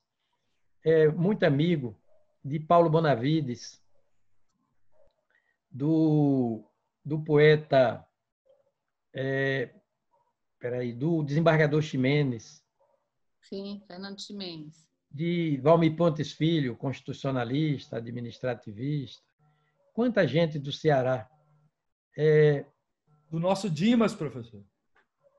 Era o Dimas que eu ia dizer mesmo. Dimas é sensacional. Que poeta, o Dimas.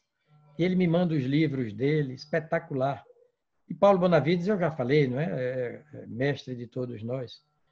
E eu termino dizendo que um dos livros da minha adolescência, um dos principais livros, Iracema, de José de Alencar. Que livro de José de Alencar! Que começava assim: muito além daquela serra, que ainda azula no horizonte, nasceu Iracema. Então, que vínculo, Dimas Macedo, né? Nosso querido amigo, que vínculos eu tenho com o Ceará. Quando vou aí, fico encantado e pedindo oportunidade para retornar. Já criou mais vínculos aqui agora, então, conosco. Um grande abraço, uma boa noite, que Deus o abençoe. Boa noite a todos também. Muito obrigada a todos por esse encontro maravilhoso. Tchau. Obrigado, pessoal. Boa noite. Obrigado, pessoal. Boa noite, ministro. Boa noite. Parabéns, Emílio. Boa noite.